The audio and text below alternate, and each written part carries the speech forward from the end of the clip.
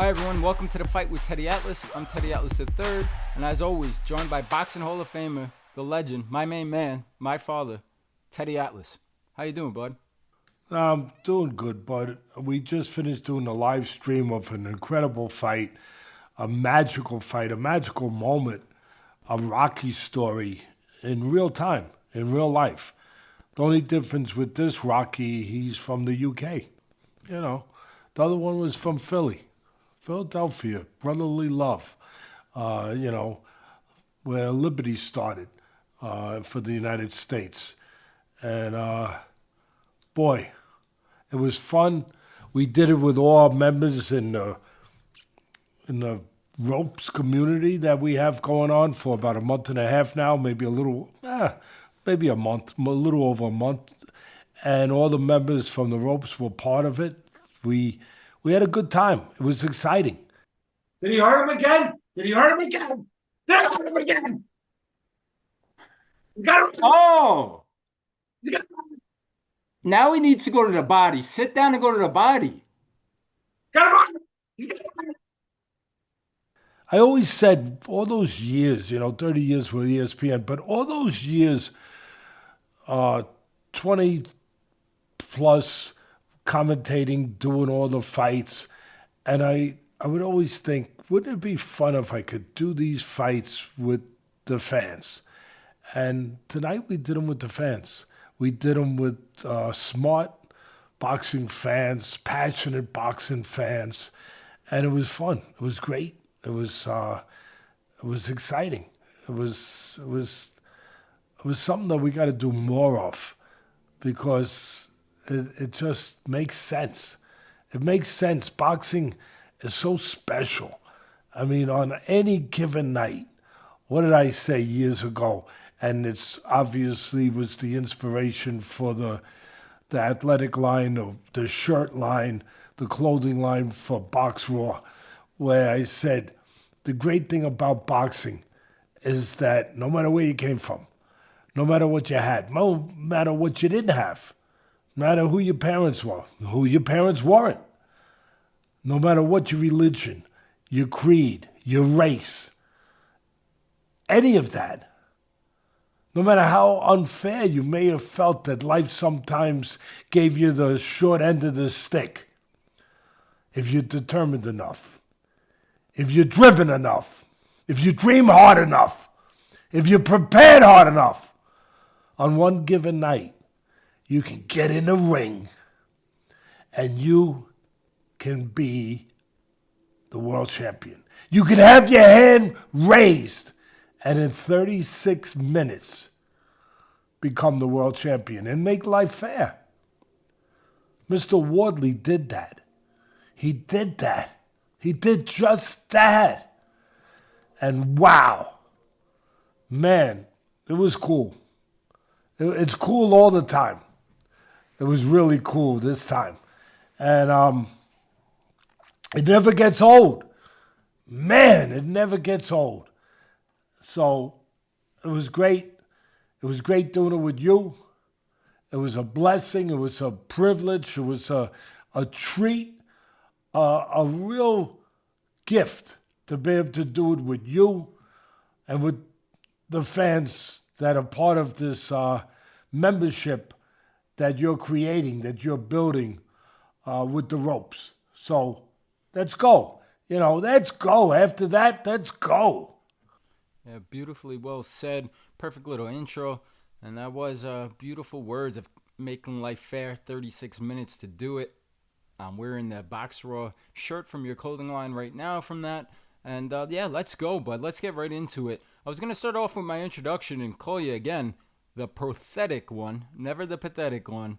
Always the pathetic one. You did it again. I'm starting to say this every single week. And it's because you deserve it and it should be said. We're going to get into the UFC in a little bit, but starting off with the boxing, we had the WBO interim heavyweight champion Joseph Parker fighting against Fabio Wardley. In the hometown of Fabio Wardley, across the pond there in the UK, it was at the O2 in London, England.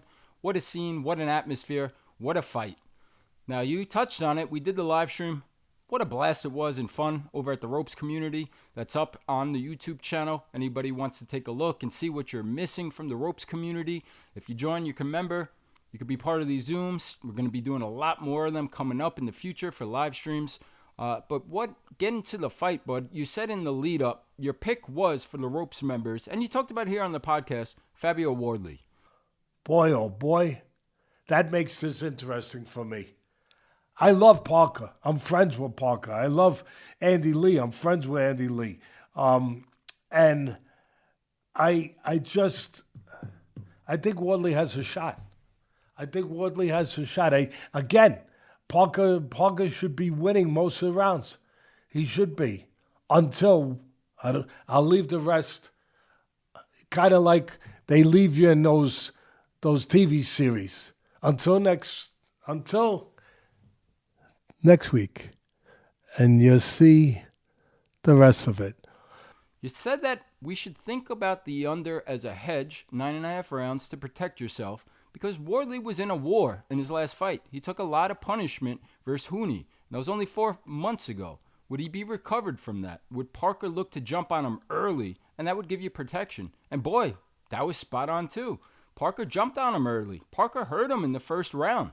And the thinking was right. We moved to the second round, and the eraser of Wardley touches him. He hurts him. Maybe saved by the bell. Maybe saved by, was it smart move? Or did the mouthpiece just come out? Did Parker spit it out? Definitely bought himself some time there in the second round. Was able to recoup and then change the fight around. Parker was fighting, boxing, very smart, very patient. Was starting to, I thought, separate himself on the scorecards and taking a lead. I'd say around 6 rounds to 2 or so, I had it going into the 8th. And then the eraser comes back from Wardley. He hurts him big time in the 10th and finishes the job in the 11th. Beautiful right uppercut started it. There's some out there, bud. They're going to say, hey, a lot of those punches were missing. Parker was moving his head. Bad stoppage, early stoppage. Others will say, hey, he wasn't throwing back. He wasn't defending himself enough. Don't have an issue with the stoppage. I think those people are going to talk about it because where the fight was located, in the UK, backyard of Wardley. Anyway, I've said enough. What a fight. Congratulations to Wardley. 11th round knockout. He does it again. He might be in line now to fight Usyk next. Just want to get your takes on all of it and the great performance by not only you, but Fabio Wardley. Yeah, listen, we made money for some people. We don't always do that. I know. I always take it both ways. You know, I give, I take. You have to. But the last few weeks, the last month, you know, going back to Crawford in a way to go to decision, yeah, we've been making some money for some people out there, and it's always a risky thing. It's called gambling for a reason. It's a gamble, and we always ask you to be responsible. And you know, I just feel good that we were on the right side of it, but I feel good that boxing, the sport and the fans were on the right side of a great fight. See, that's what I feel good about, because that's what lasts. That's most important. I've been in the business 50 years. That's most important, that boxing was on the right side. They won. Yeah. They won. The fans won. We all won. When the underdog wins, it's not a bad thing. It's a good thing, because it gives hope to people out there that are the underdog in life. They're not the biggest. They're not the fastest. They're not the swiftest in certain areas. They're not the most gifted as far as genetics from their parents, maybe, and all those different things.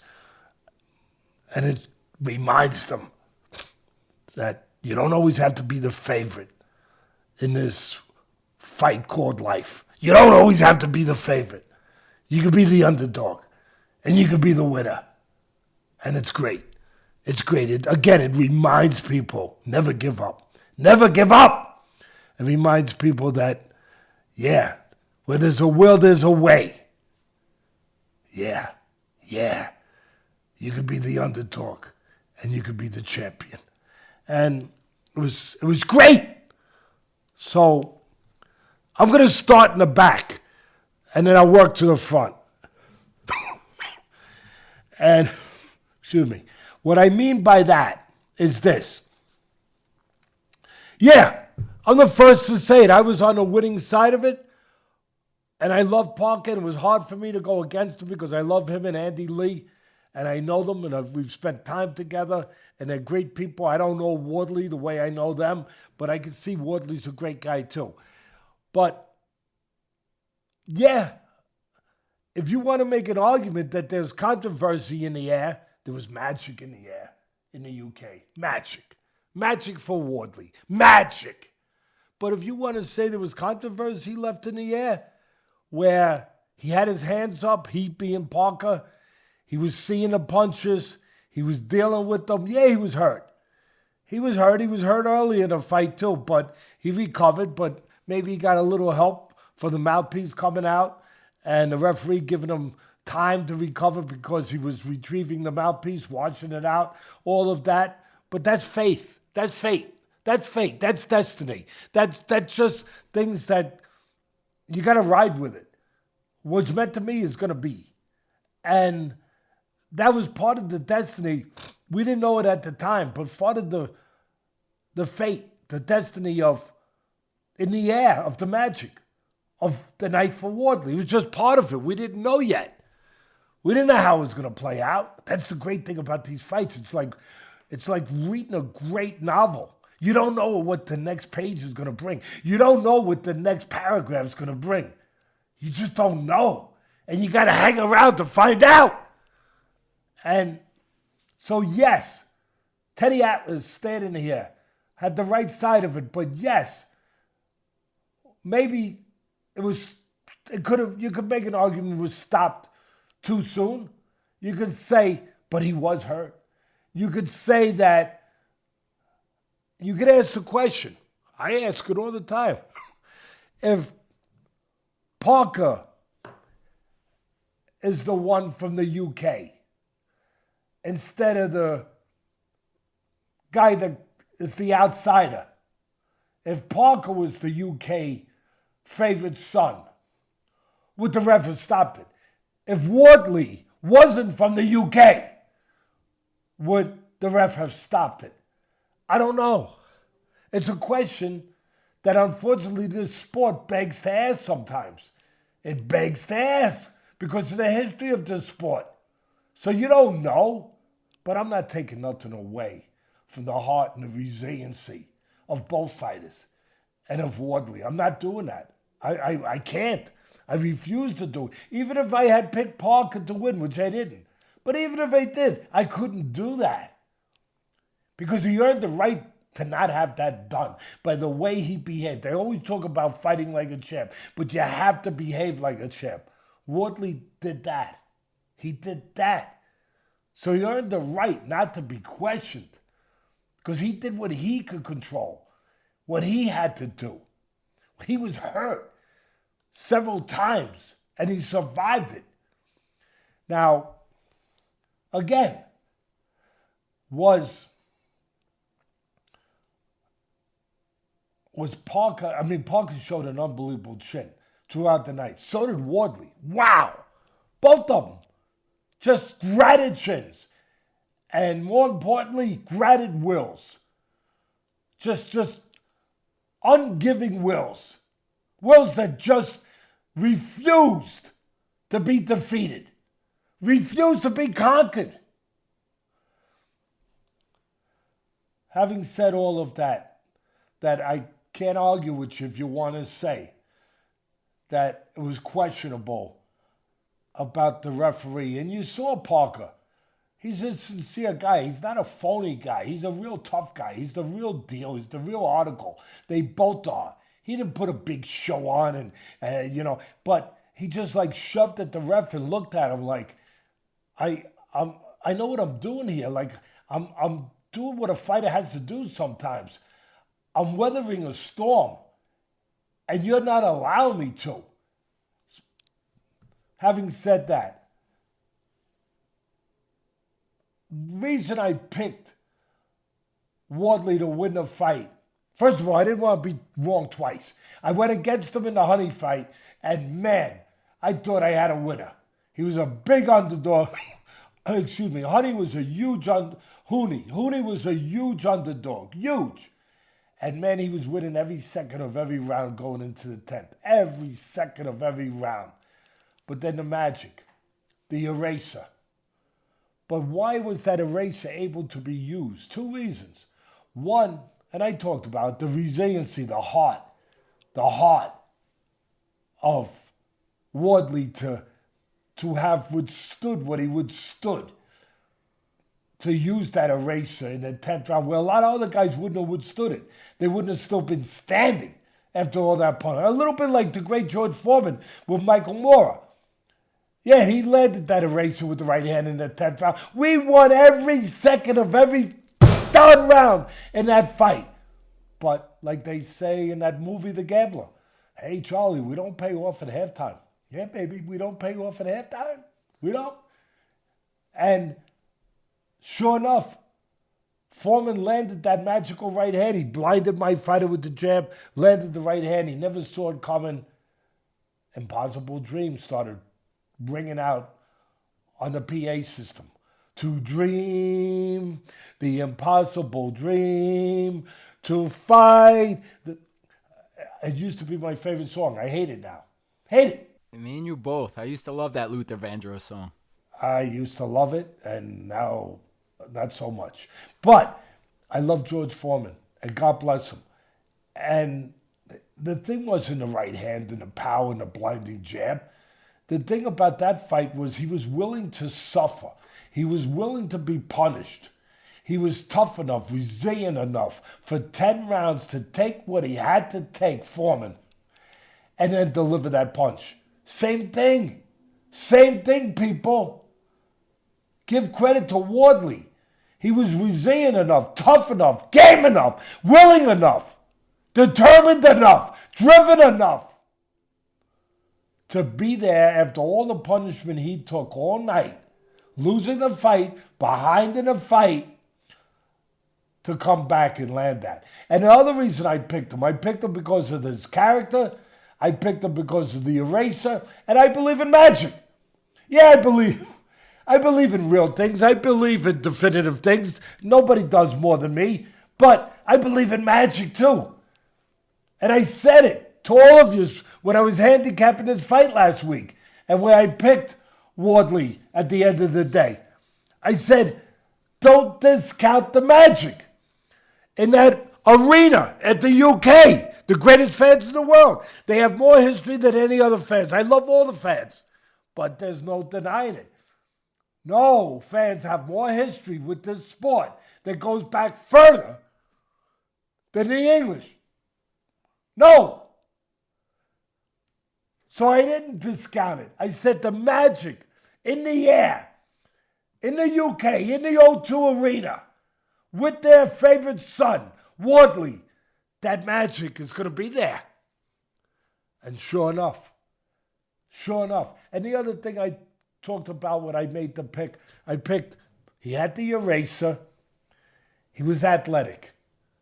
He was big, he was athletic, he was game, he was resilient, and he had a delivery system. It wasn't, Cus D'Amato used to say, Teddy, you're going to be a great trainer? I'm going to try. Well, listen, you got a guy with power, you improve his power the best you can. But it's not enough just to have power. You got to give him a delivery system. Because punching power without a delivery system is like having a bomb without a way to convey the bomb to the target. You have to have a missile to convey the bomb to the target. Otherwise, what good is it? It's going to blow up and make a big hole in the ground. And then when it rains, you could go swimming. That's what Cus used to say to me. So I say, I got you, Cus. You got to give your fighters a delivery system. Wardley had a delivery system. Straight right hand, off the counter. He'd make you miss a little bit, make you reach a little bit, step back, set a trap. He would throw it at the right time. So give him credit for that too. And give his people credit. I know during the live broadcast, I would say we need more teachers. We do. And I was saying that sometimes Wardley was slipping to the right too much. Where when you slip to the right, you're still in the lane of the right hand. If you slip to the left, you make the right hand miss, and you can counter with the left hook. So I was saying he should have done more of that. But he was making the right hand miss for the most part. He was slipping over there. He couldn't answer back right away sometimes. But he was slipping over there, but he was surviving the right hand. And he was even trying to do a cheaper version of the Mayweather shoulder roll. Like try to, give him in the shoulder and turn a little bit.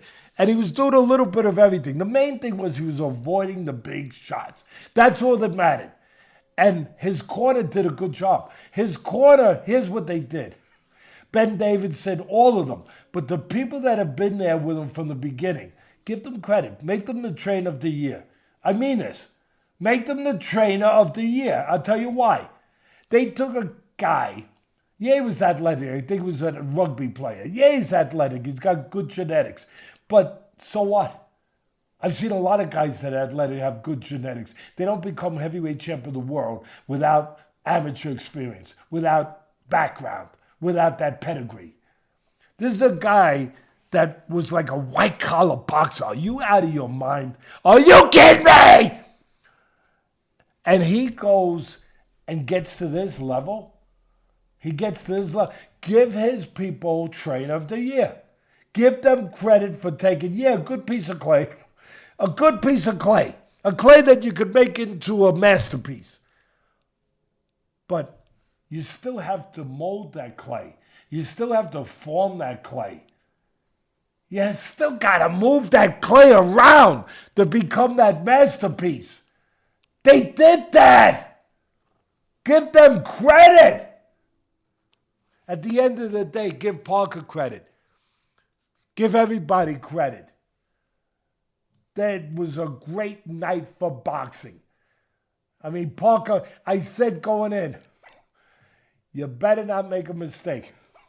You got to fight a night where you box, you're the more developed fighter, you have the better resume, obviously, with who you've been in there, with your experience, with your development.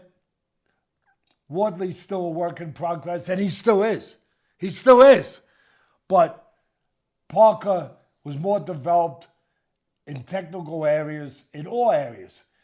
And what did he have to do? There's a reason why he was a big favorite. What did he have to do?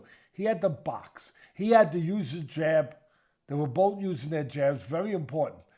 Had to use his jab. He had to set up the right hand with the jab, which he was doing. And he had to make sure of not making mistakes, not reaching in, not giving opportunities for Wardley to land the eraser, to clean up all the mistakes Wardley made all night with one punch, with the eraser. He had to make sure of that. And he had to be a piranha. I said that during the live broadcast, right, bud? I said, he's got to take little chunks. Don't be a shark.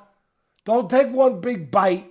Take just little bites all night long. Because if you try to be a shark, you might get harpooned. You might stay there a little too long. And it was contingent on Parker, with the advantage in all these areas, to box that disciplined fight. Jab, give angles a little bit, pick spots. But the one thing I thought, and I don't want to knock anyone in this fight. Why? How can you? But the one thing, I thought he might have stood in front a little bit too much. Maybe could have given a little more angles. And I know it's easy to say afterwards. It is. But I said it before the fight too. If you look at the breakdown. And we wrote it up. And we put it out there for everybody to see. We don't hide nothing. Where maybe he gives him angles. He slices to the side. He doesn't stand in front of that big punch. And then one last thing I'll say is this.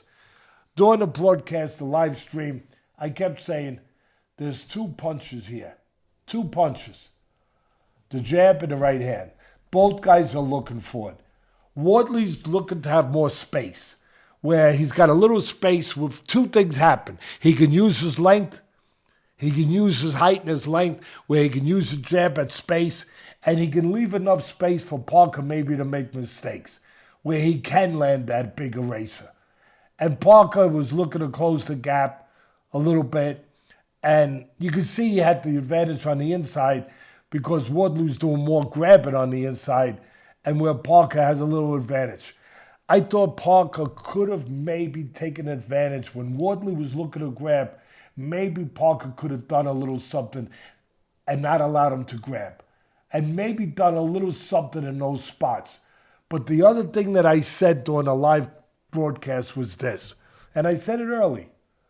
The uppercut is going to show itself. The uppercut is going to be a difference in this fight. The uppercut is going to be a big part of this fight.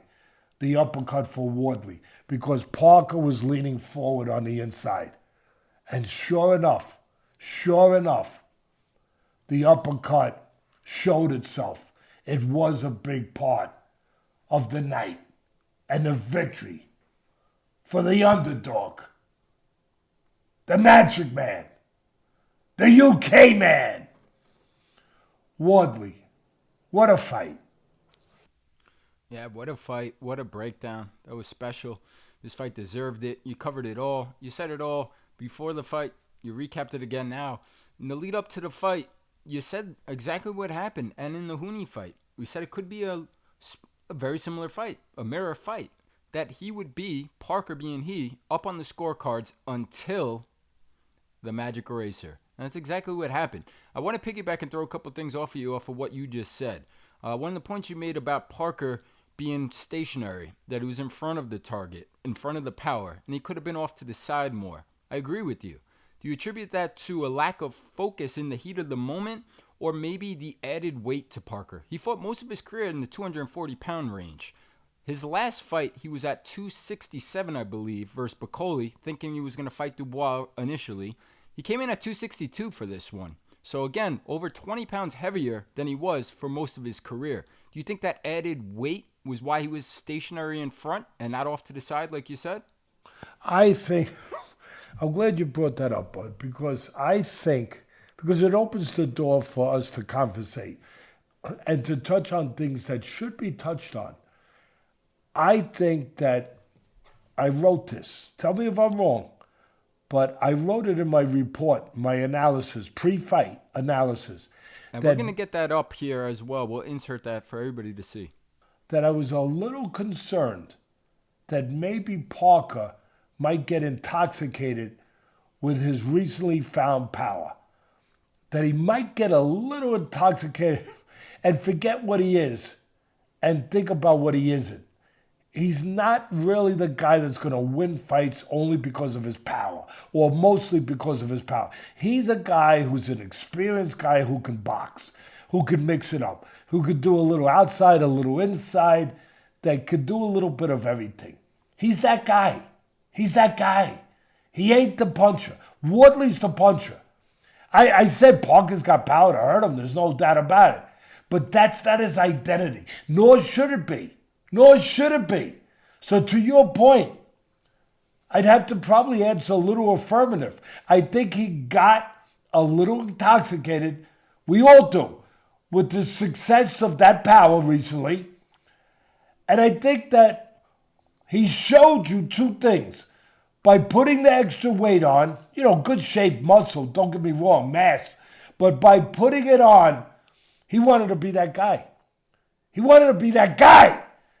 And with that, his attitude came with it. Because you are what your attitude is. You are what your personality drives you to be. Many times on ESPN, I used to say, people would say, Teddy, he should be doing this. I said, what are you talking about? Well, Teddy, he should be doing this. He's got enough speed. He's got good enough legs. He should be doing this. How can he be doing that when his personality is not that? You are attached to your personality. You are attached to what you feel you are and want to be, how you want to represent, how do you think of yourself, how you feel in the core of yourself. No matter what your talents are, you're attached to what you are comfortable being. So it didn't matter. Parker became attached to now being that boss, now being that power guy. And I think he felt like with this kid, even though he's 30, I know, I call everyone a kid. In boxing, we do that as a trainer. Hey, kid. Hey, that's my kid. That's my kid. Hey, kid. Well, how you like my kids? They're doing good, aren't they? Yeah. So he figured this kid, I'm gonna be the boss. I'm gonna control him. I'm more experienced. I'm gonna be the boss. And he acted that way. He behaved that way. He fought that way. In front, being the boss.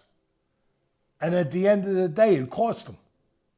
He was winning the fight, but in the end of the day, I always say during fights like that, if I was calling that fight, you know what you would have heard me say?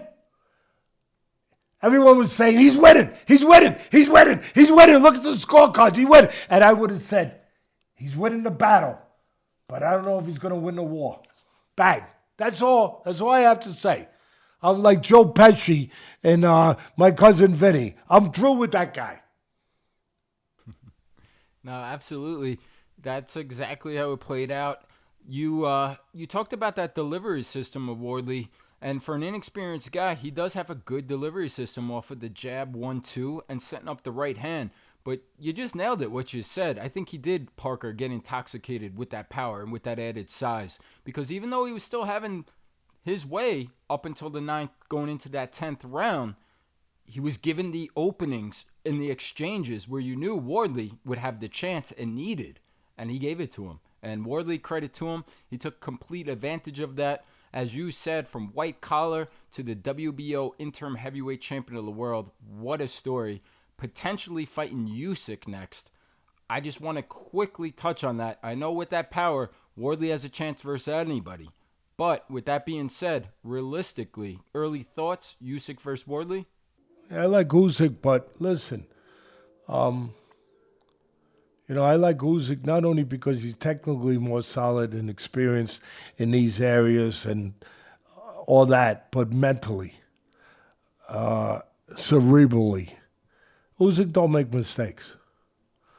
He don't make mistakes. You're not the kind of winner, historic, iconic. You're not that kind of winner that Usyk is, where you win the Olympics, where you win the cruiserweight title, where you consolidate all the cruiserweight titles, you wipe out the division, where you go up to heavyweight as a much smaller man, and you beat a big heavyweight champion in his own country, and then just to show you it wasn't a fluke, you do it again. I'm sorry, my friend.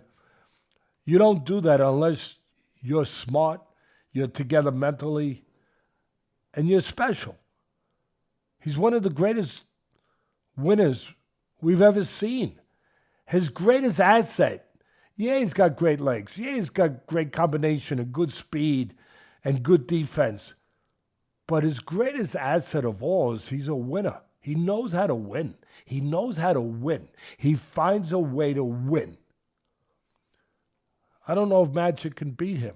I don't know. I think he wears some garlic around his neck or something. I don't know. I mean, I think he's got a special shield that blocks Magic because he's got his own magic. That he's a winner. He exudes his own magic that he actually believes nobody could beat him.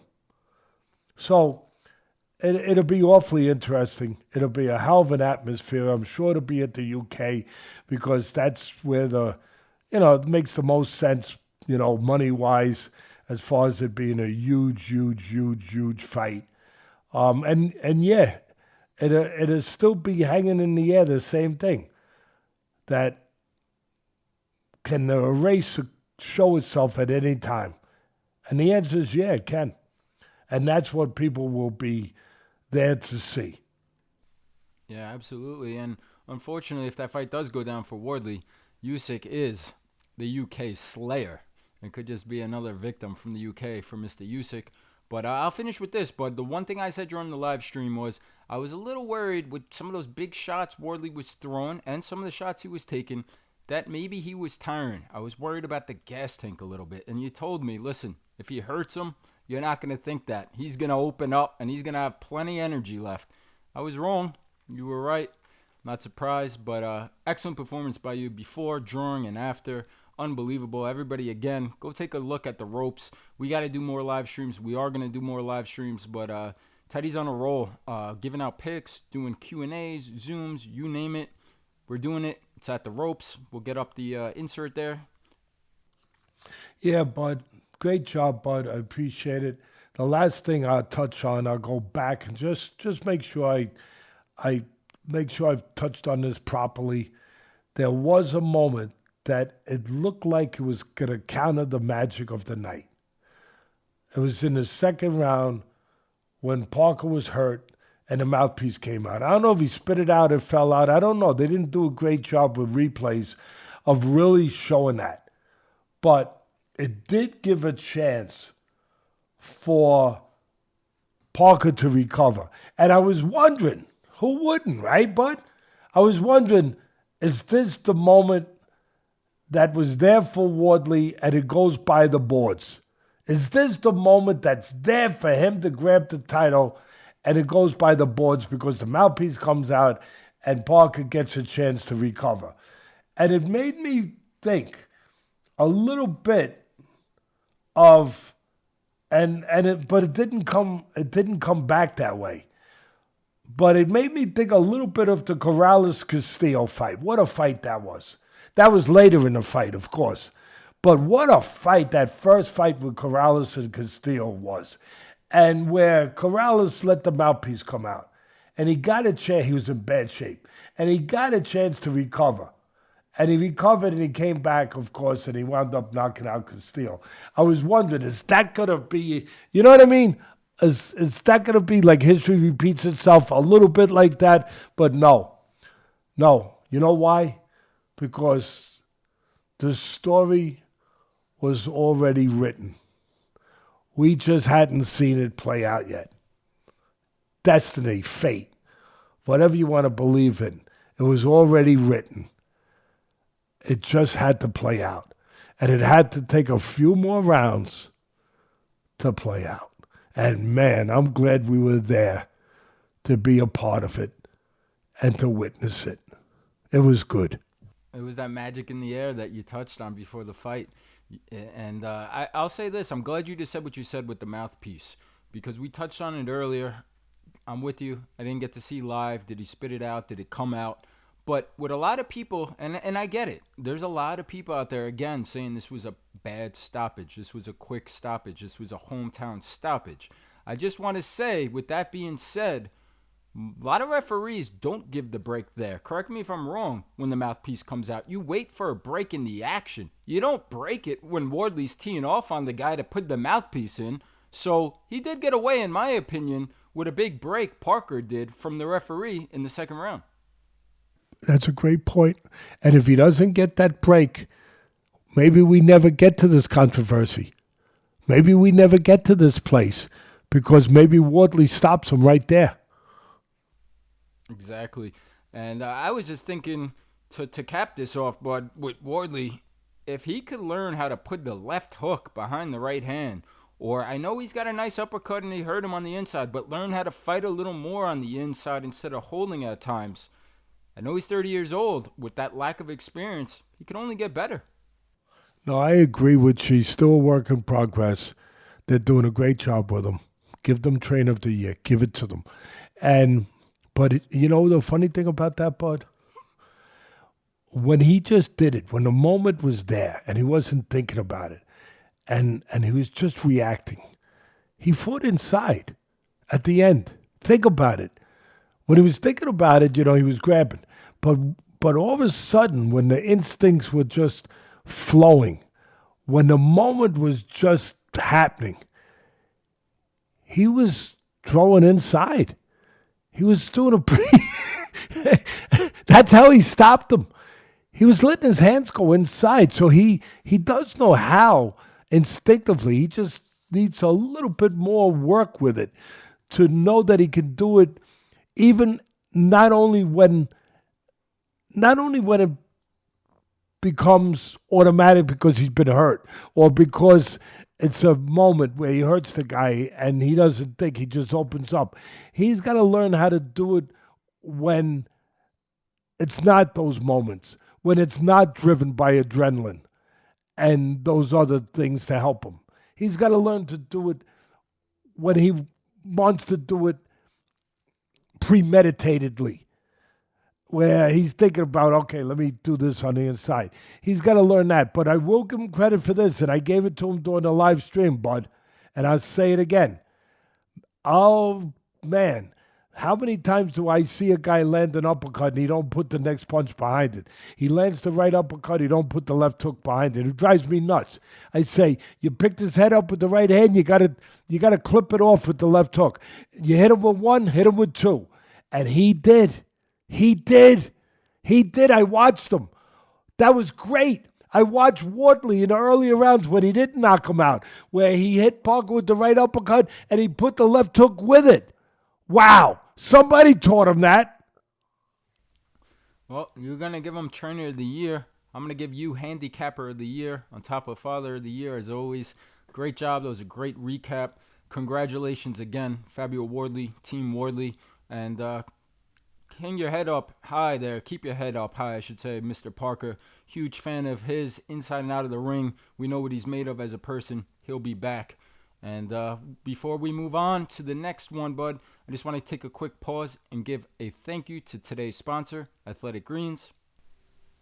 Athletic Greens, the all-in-one daily drink to support better health and peak performance. These guys spent 10 plus years with top nutritionists and doctors to create this formula. It's made from 75 whole food sourced ingredients. It has vitamins, minerals, prebiotics, probiotics, and antioxidants. This is like an insurance policy for your body's health. Athletic Greens is giving our listeners 3 travel packs for free and a free welcome kit including vitamin D3 and K2 and AG1 travel packs when you first subscribe. So whether you're looking to boost your energy levels, support your immune system, or address gut health, Athletic Greens is the way to go. Simply visit athleticgreens.com/atlas. Again, that's athleticgreens.com/atlas. All right, we go from the heavyweight title fight in the boxing world to the UFC heavyweight championship of the world. This was in Abu Dhabi, and we had Tom Aspinall versus Ciryl Gane. This was a fight I was very excited for going in. This was a fight that was cut short. We're going to get into it here in a second in the first round, but in the lead up to this one, your prediction, you said that Mr. Gane could give Aspinall some fits early on, that Gane might make this fight more competitive than most people think, but might make this fight last longer than those think. Gane's a pretty good striker. You know, he's got good legs. He ain't going to be cement-footed in there. He's pretty fleet-footed. And he's also a pretty good counterpuncher. If Aspinall gets a little top-heavy, a little anxious to land that southpaw killer, the right hand, Gane can counter him. So don't go to sleep on that so quick, 5-1, because Gane, I think, will have a chance to match up with him in the striking, to do some countering, to use his legs, to keep Aspinall off balance a little bit, to use his length, to use his jab, to use his southpaw position and technique, and everything that being a southpaw in an awkward way can represent to an orthodox fighter. I think Gane can box with him a little bit. And while it lasted, you seemed like you were going to be right on point. Aspinall, been out of the ring, or out of the cage, I should say, for quite some time. 15 months since his last fight, maybe a little rusty. And Gane, big, athletic, kickboxing background. You touched on it from the southpaw position, his movement, pumping the jab, defended a takedown. Gane was looking really good. Gane was winning the first round. And then a double eye poke, accidental eye poke by Gane to Aspinall. Aspinall had 5 minutes, took the full 5 minutes, said he could not see, he could not continue, and unfortunately the fight was stopped in the first round. It was declared a no contest. A lot of upset fans out there, a lot of people, they're not in Aspinall's body. A lot of people saying, hey, he found the way out, he should have continued. Others saying, hey, that was a dirty eye poke. He shouldn't continue compromise. Not when you're the heavyweight champion. I want to hear your thoughts. I want to get into it. But I also say this, bud. We need to visit the conversation of the gloves in the UFC, whether it's Trevor Whitman's gloves, whether it's somebody else's gloves. Can we please figure this out so we don't, one, injure potentially some of these fighters, and two, ruin such tremendous fights that we've been looking forward to? I've been covering. ESPN has had me, they switched me over to UFC about 7 years, 6 years now, 7 years, whatever. And we got our last fight coming up with ESPN at the Garden next month at MSG. Big show there. It's our last one because UFC is now going over with Paramount, so they'll no longer be on ESPN. So for 7 years, 6 years now, I've been yelling about the great sport and the way it's branded and the way it's developed and the way it's been built and the fan base. It's all the magnificence of the UFC and how all the fights are competitive, all of that. But how could they not come up with the technology that's out there, that's available, the science that's available nowadays, with the resources that the UFC has, because they are such a great brand and they have developed the way they have? How could they not come up with some kind of glove, some kind of product that is pliable enough? I know you don't want to lose the open hand where you can do the grappling. You can put your hands on a man and those skills can come into play with the jiu-jitsu, the grappling, all of that. I understand that. You want to keep that there. So you need the use of the fingers, the hands. But there's got to be a way with a web glove, with a pliable glove that can pull the fingers together and restrict some of the eye poking, by pulling the hands together, putting them into some sort of, again, proper glove that they still can use their hands when they need to open them, but otherwise keeps them semi-closed and the fingers together to avoid some of these eye pokes. There's got to be some way to do that. But at the end of the day, it was unfortunate. It took the air out of the room really fast. High expectation for the fight. And yeah, we picked that one. It's a no contest, so you don't lose. There's no winner, there's no loser. The fight never took place, in other words. But I thought we were on our way because we picked the over. The over was 1.5 rounds. And the first round was about to end. And it looked like he was going to get to the over. And the reason I picked him, if you take the boogeyman out of this, if you take the GOAT out of this, where am I going, people? If you take the John Jones, just terrible showing by Gane, dominant showing by John Jones. Never want to take away from a great performance and a great performer like John Jones. But when you take away that abysmal showing by Gane, he's a damn good fighter. He's a damn good fighter. But you throw that into the mix, and you know what? A lot of short memories. Yeah, that it's kind of like a shadow that hovers over him. It might not hover over much longer. I don't know. We'll see what happens in the rematch. You would think there's going to be a rematch. You would think. But having said that, nobody was giving Gane much of a chance. I was. I love Aspinall. Great striker, everything. He's got the big edge on the floor with the grappling. But here's the reason why I liked Aspinall. Why I like Gane to go with the over. This is why. And I love Aspinall. But I thought, and I did think Aspinall had the edge mentally. Of course, it turns out that the eye poke kind of Well, it demolished all those thoughts. I did think that if push came to shove, that's one place that he might have the edge. But athletically, man, I put Gane right there. That's why I thought that it would go rounds.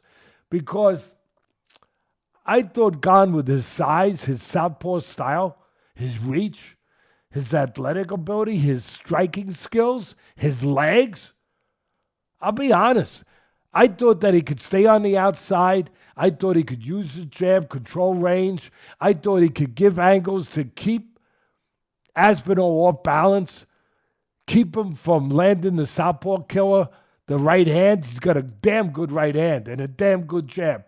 I thought that he might be able to even out-jab Aspinall, at least in spots. I thought he could make it very competitive. But most importantly, I didn't think he was getting blown out. And I'll tell you the last part of that.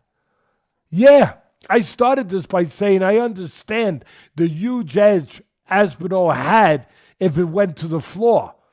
But has anybody paid attention recently of how much Gane has improved with his takedown defense?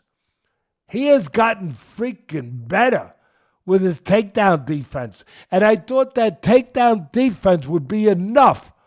And he did. He used it early on. He did.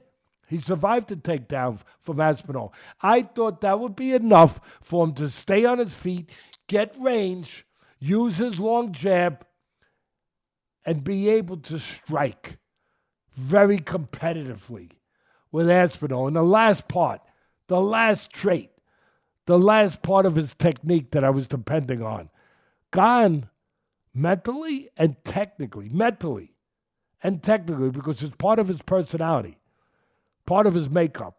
He's a good counterpuncher. He is inclined to counterpunch. And you get a guy like Aspinall, who was the big favorite. I thought maybe he'd get a little over anxious. Maybe he'd get a little anxious to land the big shot, and figure that he's going to go and take charge of this fight. And I thought there would be opportunities for Gane to do what I think he does really well and naturally, counterpunch. At the end of the day, horrible eye poke. Here's the funny thing, Bud. It was in both eyes, but the only one that he was affected by was his right eye. But it looked like the eye poke was at least as bad in the left eye, too. It was incredible. The one thing I say, his eyelid was closed, but man, when you look at it in slow motion, those fingers went deep. They went deep. I mean, that was Freddy Krueger freaking crap. I mean, they went deep. And, man, you could complain. All those people out there, really, you got your right to your opinion. But you people out there that are saying, oh, he should have continued, he dogged it, he did this. I want to see you get poked in the eye like that. And I want to see what you're going to do. Please, really. So, I'm supposed to be the guy that goes down the mental lanes where other people don't dare go. So I'll go down there. You can't blame Aspinall at all, but I'll go down there anyway. If that round was almost over, and I thought Gane won, if nothing crazy happens, I figure, okay, it's a close round, Gane wins it. He's off to a good start. He's off to the start he needs. He's got a little confidence going in. He's the big dog. He got confidence. Very important to get off to a good start. Aspinall probably figured or was looking to dominate him. If Aspinall's winning that round at the time of the eye poke, if he's, let's say, dominating that round, but if he's winning that round handily at the time of the eye poke, does he then continue? I think that's the question, all you people out there. If you want to get into any deep waters, and it's always dangerous getting into deep waters because you can get drowned. But I go into deep waters because I've been there. So I'm just saying, I'm not saying that that's the case. I'm opening up a question from the mental side the side that I've been in for 50 years? And I think that's a question you can think about. At the end of the day, though, if you say, Teddy Atlas, what do you say? I say, hey, that was a bad eye poke. And you call the fight the way they did, and you do it again. You do it again. And if they do it again, I don't know if I would make the same pick. I'll tell you right now. I don't know. Because now Aspinall has been forewarned that this guy is better than he thought he was. Maybe, in that way. That's it. I think I covered it pretty freaking good. I'm sorry. I don't know. You covered it great. It was excellent breakdown. I just want to say this off of that with the eye poke. Because we've seen, and we know it goes both ways out there, what people may be saying right now, but we have seen guys get poked in the eye and be able to overcome, to be able to continue. But we've also seen guys who try to overcome and make the decision to continue, and maybe they shouldn't have. And when Tszyu fought the first time, Tim Tszyu that is, against Sebastian Fundora, and he had a bad cut and it was leaking into his eye, he couldn't see. We talked about it here on this podcast, that his corner, that his team, that somebody should have looked out for him not to continue. Because if they did that, he would have got out of there that night and had the rematch. And instead, his career has taken a turn for the worse since then. Maybe a career ender by not stopping that fight and allowing him to continue because of what has happened since then. So I just wanted to touch on that, Bud. And I also say this, to what you said in regards to the rematch. You talked about the mental edge for Aspinall heading in. I'm kind of with you going into the rematch now. And I think the line will be a lot closer, and some people's minds will be different after what they watched in the round one there tonight. But I just want to see it. I felt Gane growing in there. I felt Gane's confidence really, really growing. And I would assume it's only going to be going that way heading into the rematch for him. Yeah, no, this is a confidence builder. This is, they just went into a house, the House of Gane. I kind of like that sound. The House of Gane. I like it. They went into a house, and the structure of the house was a little questionable. It was a well-designed house. It was a well-done house. It was a beautiful house. But there was something about the structure. There were weak spots. And all of a sudden, they went in there and they reinforced the whole house with steel.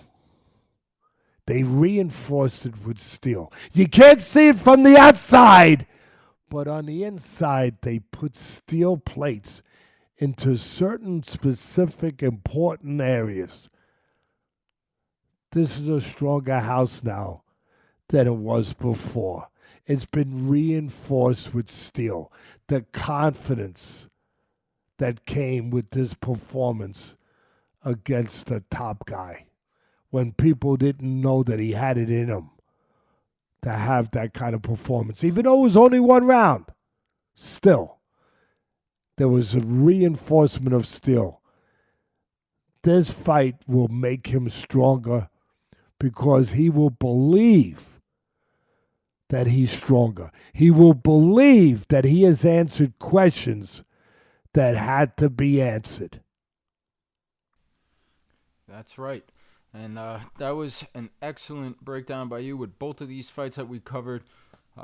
Again, we're going to let everybody know that if you want to go back and see the live stream commentary for Parker and Wardley, it's up on the YouTube channel. You can take a peek and hear what Teddy did live for the Ropes community. And before signing off, Bud, any final words? Yeah, I do. People will like it, good. If they don't like it, ask me if I care. But no, I listen, I appreciate all yous out there watching and everything. And I just want to say to you, my buddy, again, a little reference from the movies. Analyze this. You're good, you. You're good, you. That's all. Now, congratulations to everybody out there at the Ropes community. Made a little extra money from Teddy's picks. And thank you all for joining us as always. Please like, comment, subscribe. We'll see you guys again next week.